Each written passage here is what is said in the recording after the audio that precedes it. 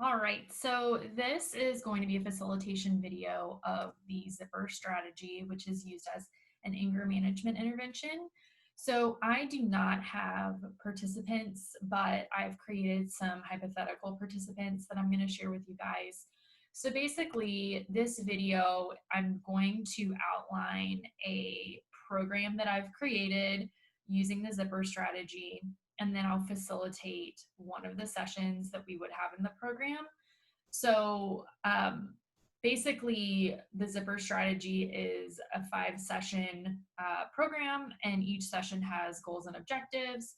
I'll do an overview of each session and then facilitate one of the sessions we would do. And then at the end, I will share the information needed for the program, like equipment, environment, leadership style, adaptations, and then therapeutic benefits. So, an overview of my plan, I have a group of 4 second graders, and each participant has been removed from the classroom after signs of aggression, either physical or verbal.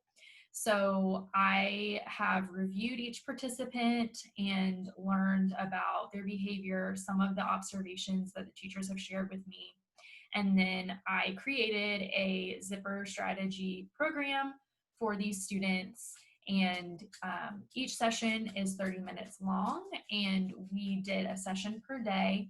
So Monday through Friday. So we had 5 sessions, 30 minutes each, and then we did one each weekday that they were in school. So my first session is interviews.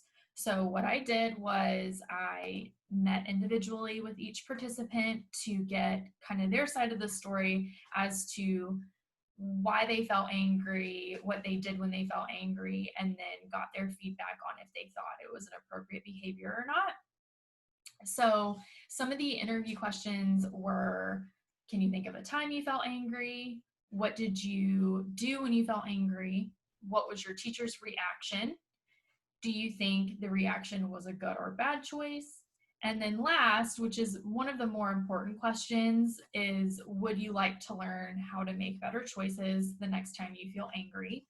The reason that's an important question is because we want to get their buy-in, and we want to make sure that they're motivated to participate in the ZIPPER strategy sessions, because without that, it will be really hard to modify their behavior if there's no buy-in from them. So the ZIPPER strategy actually includes a contract. So I wrote a contract with each student individually to have them agree to learning the ZIPPER strategy, and it also explained expectations for the program. And it really just, again, got their buy-in and got them to say, yes, I want to learn how to utilize the ZIPPER strategy.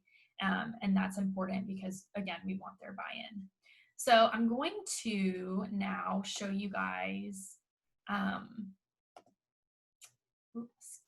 going to share my screen with you and kind of tell you about my participants, because I made some hypotheticals. So John is one of the second graders that I'm working with. He was diagnosed with autism spectrum disorder. He was removed from the classroom for an outburst while the teacher was reading to the class. His teacher told me that he tells other students what to do during free play on the playground and is kind of bossy. And when I interviewed him, he self-reported that he felt angry when he couldn't see the book when the teacher was reading to the class. And he signed the contract, so he would like to commit to learning the ZIPPER strategy. Ashley is another student. She is diagnosed with autism spectrum disorder as well. She was removed from the classroom for hyperventilating after showing frustration towards the teacher. She was observed during recess, and the teacher told me that she plays on her own during free time. She withdraws from other classmates when they approach her. And then during her interview, she told me that she doesn't understand why she feels this way. So what I've gathered from Ashley is she doesn't know she doesn't know what she's feeling and she doesn't know how to express her anger. David is another student. He is diagnosed with attention deficit hyperactivity disorder, ADHD. He was removed from the classroom for throwing a pencil at a teacher.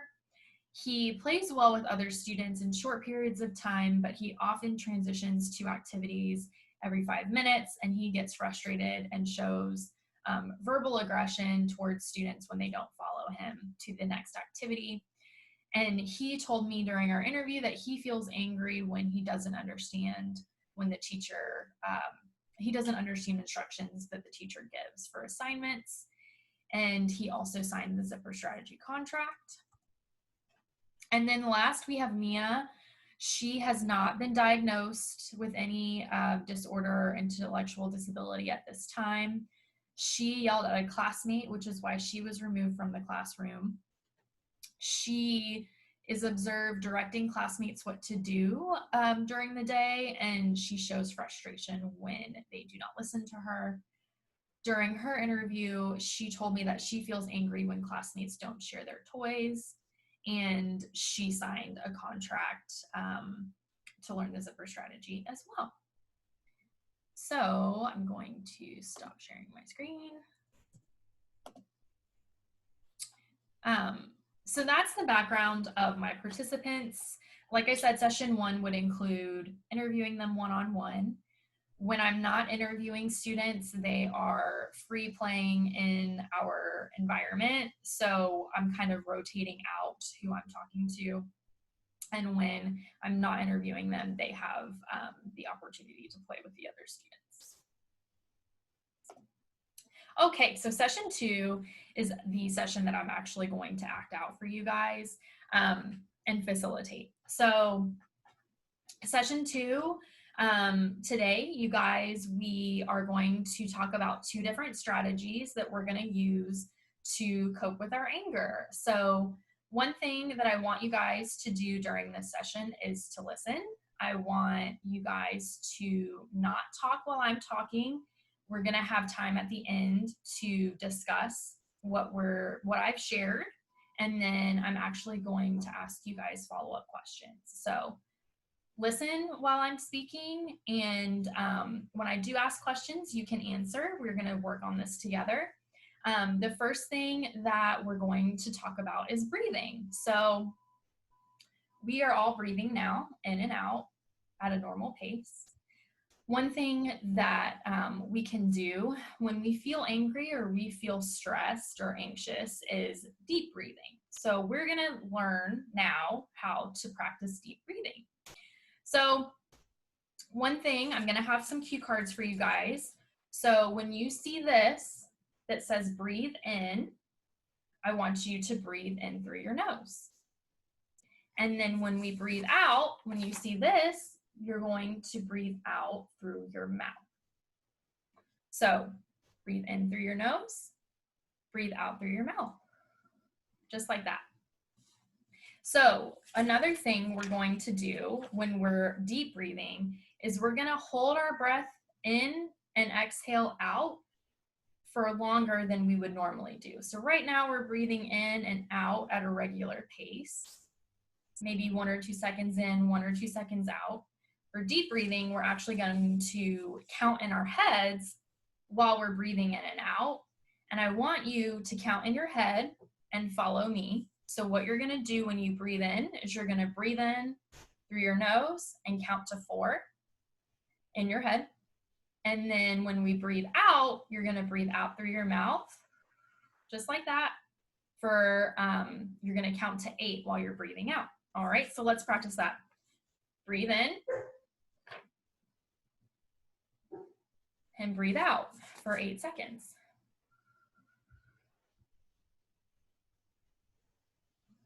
Perfect. So I want you guys to keep practicing that.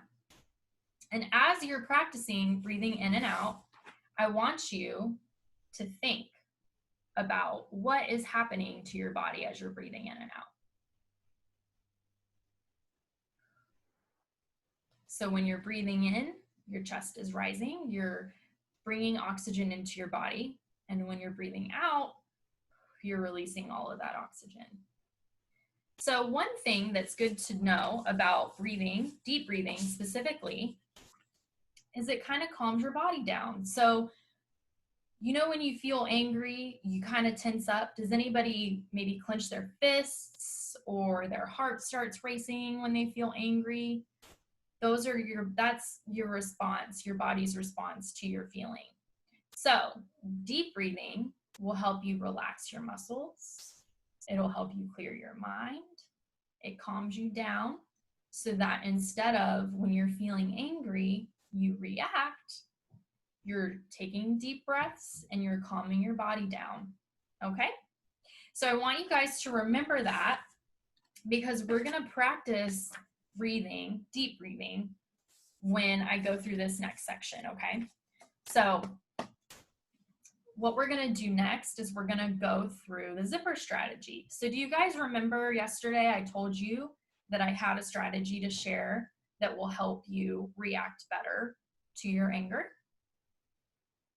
So what we're going to do today is I'm actually going to tell you what each step in the zipper strategy is. Now, this is going to be something that we talk about for the rest of the week.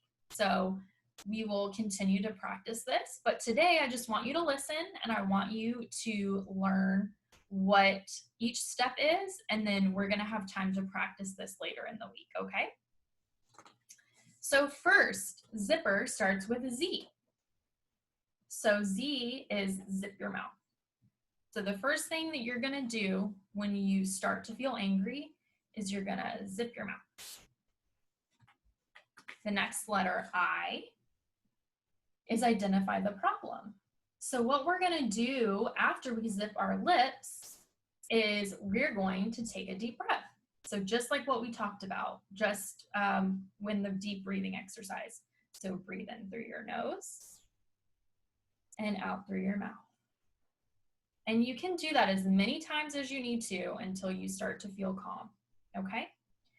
So as we're breathing, we're going to identify the problem. So I stands for identify the problem. So why do we feel angry?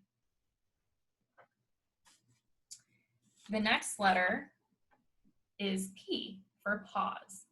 So this is another time where we're going to use deep breathing.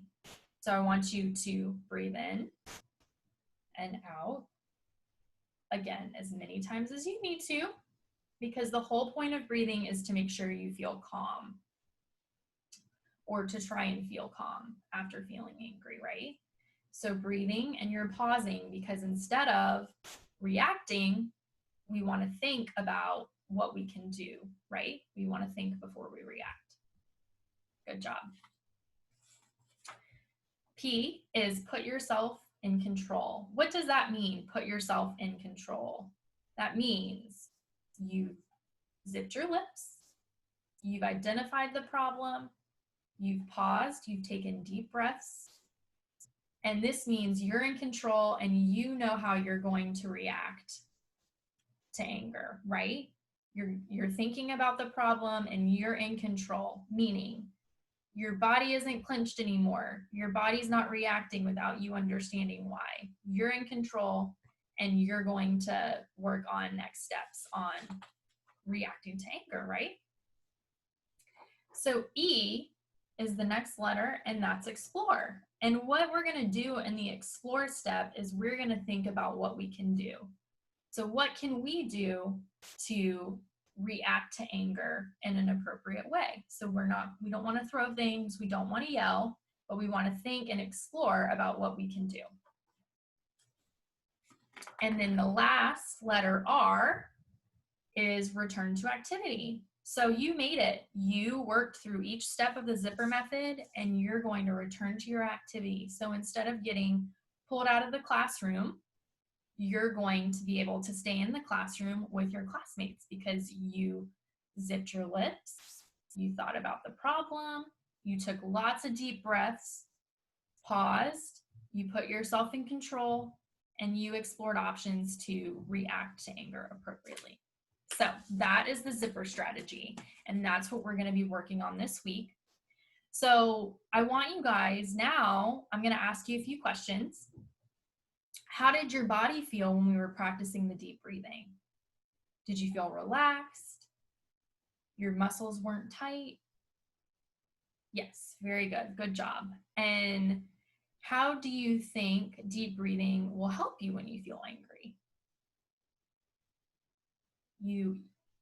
That's right. You'll feel more relaxed and you'll have time to think about what you want to do next. So we're going to keep practicing that zipper strategy all week. And then I'm actually going to have you guys role play or act out a scene and show me that you know how to use the zipper strategy. So that would be a facilitation of that session. Obviously, I'm kind of talking to myself, but the idea would be to walk through each step and continue to engage the students so that they're learning the steps. Obviously, I did visual aids. So thinking, zipping your lips, putting yourself in control. Those are all helpful to children, obviously, so that they, when they're thinking through these steps, can actually think about the visual aids. And as a facilitator, giving them those visual aids and having the different cue cards will remind them of the step. So this session would be really just an overview of what they're going to be learning in the rest of the program. So now I'm just going to kind of review the next sessions that would be part of a zipper strategy program. So session 3, after I reviewed or provided an overview of the zipper strategy, I would model the zipper strategy to the students. So I would create a scenario and I would put myself in the scenario and say how I would work through the zipper strategy steps. So I might say, okay, I am angry. The first thing I'm going to do is zip my lips. So I'm actually putting myself in the scenario for them to model the behavior I want. Session 4 would be another session where we practice. This time we would practice as a group. So I would offer another scenario and we would walk through the zipper strategy each time, or the steps of the zipper strategy during that scenario, so that they can also share their reactions or how they would react in the scenario. And I might show my cue cards, I might do the verbal cues again, just to kind of assist them as needed. And then session 5 is when we would role play. So I would break the students into pairs, give them a scenario, let them act it out, and then as a group, we would talk about what went well, what we need to work on, and then again, continue to practice the zipper strategy. And then also this is a session where we just say, continue reiterating the deep breathing. I might want to actually do deep breathing in each session just to kind of remind them why it's important and how they can do it to stay focused or, refocus their energy. And then I really just want to kind of reiterate and encourage them to continue to use the zipper strategy in their classroom so that they don't get pulled out and they can actually be with their peers. So the equipment that I would use in this program would be cue cards. I think that's really the main thing. Obviously, depending on my environment and my role-playing scenario, I might use props just to show them what not to do with the props. Like, we have a student who threw a pencil at a teacher. That's a negative behavior. So that might be something that we can have close by to see and observe how they would, use the zipper strategy and not throw props. But mainly it's just going to be the cue cards. The environment I really want a quiet room and an inviting room. So I don't want like an all white room that's super sterile and super bright, but I want, a room that doesn't have a lot of distractions either. So if I'm doing this program in a school, so ideally I would be in a classroom setting where, think of like elementary school and what a classroom would look like. So I would have my environment be like that, but obviously would have less distractions because I really want the students to focus on me.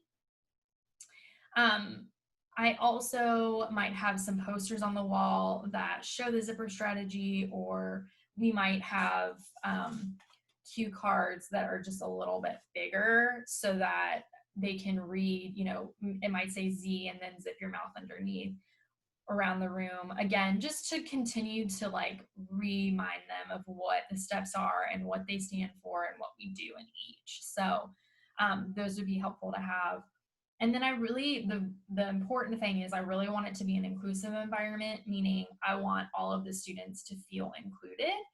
And that really comes down to seating arrangements. So I might put the desks in like a horseshoe so that they can make eye contact with each other, and they can also focus on me as the facilitator who's probably going to be standing up. We may be sitting on a rug in the classroom, again in a circle where everyone can see each other. We don't want anyone to have their backs to each other. We really just want to make sure that they all feel part of the group. My leadership style is going to vary based on which session I'm in. So sessions 1 through 3, I'm going to have an authoritarian, autocratic leadership style, which means I am in charge, I am sharing expectations, I'm not really giving the participants an opportunity to lead a session. And that's the reason I'm using that leadership style is I'm really trying to set the expectations of the program and kind of lead them, because they're not in a place where they can be assertive because they don't even, you know, based on their backgrounds, they don't even know how to react to anger appropriately. So I'm really not trying to give them an opportunity to be a leader. I just want to set expectations and kind of tell them what they need to be doing in the program.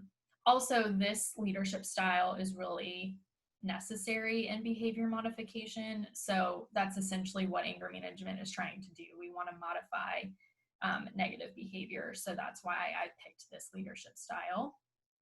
But as we move into sessions 4 and 5, where they're practicing the zipper strategy and role playing, it's more of a delegative, laissez-faire leadership style. So they've become more empowered to react to anger, and they've become a little bit more independent. So by now, we've continuously talked about the zipper strategy. So the idea would be that they know how to use it. So we would kind of move into more of a delegative environment, especially when the participants are role playing, because we want them to be able to make leadership decisions in that scenario. And then really, like as a facilitator, we're trying to fade away our involvement. We may be doing some cue cards or visual aids to help them remember which step they're at, but for the most part, we really want them to take control of the scenarios that are given to them. So adaptations are mostly going to be teaching style and environment. So when I'm facilitating, first of all, adaptations I would think about before planning my program out, right? So like I want to know the backgrounds of my students before, because I want to be prepared. I want the environment to be appropriate to them. I want to have the equipment I need for them, and I want to be prepared to know what my students may need. So if you can remember, we have 2 students who are diagnosed on the autism spectrum. They are diagnosed with autism spectrum disorder. We have 1 student diagnosed with ADHD, and then we have 1 student that doesn't have a diagnosis. So I may need to repeat my instructions. I may need to model techniques more. So in session 3, where I'm modeling behavior for them, I may want to do a couple scenarios, not just one. I may want to do a scenario and model it, and then do another scenario and model it, because 1, we want to make sure that the students are understanding, because the goal is for them to implement it on their own. So I may need to repeat things, repeat instructions and repeat behaviors, repeat modeling so that it continues to be ingrained for them. And then I may need to reframe questions as well. So like in my debriefing, I may need to ask a question and reframe it based on, if I'm getting blank stares, that means they didn't understand the question, or may need some more guidance in what I'm asking them. So that's really important too. The environment is important because, I want it to be a calm environment. We're trying to avoid stressing them out because they've proven that they don't know how to handle that just yet. So I also want to be aware of the sensitivities of my students. So John, who's diagnosed with autism spectrum disorder, may be sensitive to bright lights. So I don't want a super bright environment. There may be tactile sensitivities. So sitting in a desk might not be, if they're if they're uncomfortable in a hard chair, I may want to use the rug example that I provided earlier, where we're sitting in a circle, or beanbag chairs that are a little bit more comfortable, because we want them to feel relaxed, because we want them to understand how to get to that point so that they can react to their anger in a positive way. And then equipment, I might just need to provide more additional cue cards. I might need to, instead of writing the words on the cue card, I might need to do visual on the cue card instead, just to, again, help them learn the strategy so that they can implement it. And then the last thing to discuss is the therapeutic benefits. So first and foremost, this strategy allows students to learn awareness of emotions. So awareness and how to express them. So what debriefing is going to do is it's going to ask them how they're feeling so that they have to verbalize it. But two, it's also teaching them how to verbalize it, and also how to listen to others when they're verbalizing their anger. So it's really good to do the ZIPPER strategy in a group setting, just because the students are learning how to talk about their feelings to other people, but they're also learning kind of how to empathize with others when they're sharing, when that other person is sharing their feelings. So another good thing about this strategy is it teaches students how to calm themselves down. So that's kind of how the deep breathing is useful in this. And then also having to think out the steps has them focus more on the steps rather than reacting to the feeling. And then some other benefits are obviously just preventing future incidences. So preventing future verbal aggression or physical aggression. Obviously, as someone gets older, physical aggression is not looked on appropriately, and is illegal depending on how substantial it is. So giving students strategies now will help them continue to cope with their anger, so that they, as they move into adulthood, know how to react to that anger appropriately. So there has been research saying that the earlier you provide anger management to students who are not even students, just children, the earlier they get that intervention, the better off they are as adults in coping with those feelings. So that does it for facilitation of the ZIPPER strategy. Thank you guys so much for watching.